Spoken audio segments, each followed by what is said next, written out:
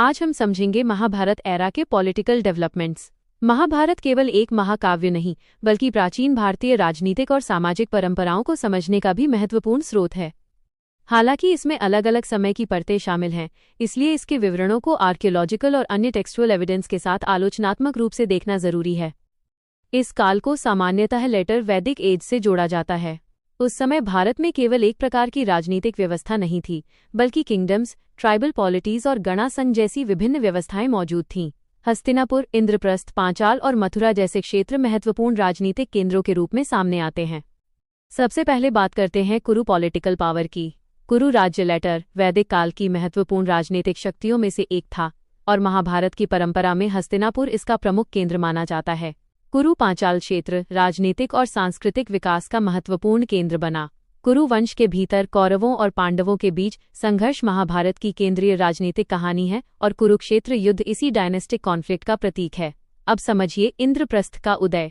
पांडवों से जुड़े इंद्रप्रस्थ का विकास एक राजनीतिक केंद्र के रूप में हुआ। ये territorial expansion, state formation, resource mobilisation और पॉलिटिकल कंसोलिडेशन को दर्शाता है।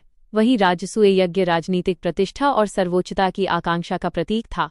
इस समय मोनार्की यानी राजतंत्र एक महत्वपूर्ण राजनीतिक संस्था थी।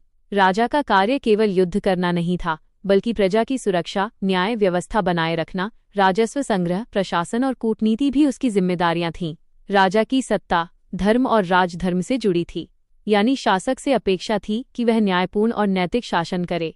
राजनीतिक निर्णयों में सभा और परिषद जैसी संस्थाओं तथा मंत्रियों और सलाहकारों की भूमिका भी महत्वपूर्ण थी। राजा को कई मामलों में कंसल्टेशन, डिप्लोमेसी और नेगोशिएशन का सहारा लेना पड़ता था। महाभारत में विदुर एक महत्वपूर्ण सलाहकार के रूप में प्रस्तुत होते हैं। लेकिन प्राचीन भारत केवल राजतंत्र तक सीमित नहीं था, गणा संघ ट्रेडिशन भी मौजूद था। वृष्णि और अंधक जैसे समूहों को सामूहिक राजनीतिक संगठनों की परंपरा से जोड़ा जाता है। इससे पता चलता है कि प्राचीन भारतीय पॉलिटी में मोनार्की के साथ नॉन मोनार्किकल पॉलिटिकल ऑर्गेनाइजेशन भी मौजूद थे। इंटरस्टेट रिलेशंस में alliance, marriage diplomacy, treaty ambassadors, युद्ध और पीस नेगोशिएशन महत्वपूर्ण थे। युद्ध से पहले कृष्ण का शांति मिशन प्राचीन भारतीय कूटनीति का महत्वपूर्ण उदाहरण है। यूपीएससी के लिए याद रखिए, राजधर्म, धर्म, दंड, वैधता, राज्य निर्माण, कूटनीति और युद्ध इस राजनीतिक व्यवस्था के प्रमुख विचार थे। अंत में महाभारत का राजनीतिक संसार वंश आधारित सत्ता से टेरिटोरियल स्टेट्स की ओर संक्रमण को दर्शाता है। इसमें किंगशिप, असेंबली, डिप्लोमेसी, वॉरफेयर और राजधर्म ने प्राचीन भारतीय राजनीतिक जीवन को आकार दिया।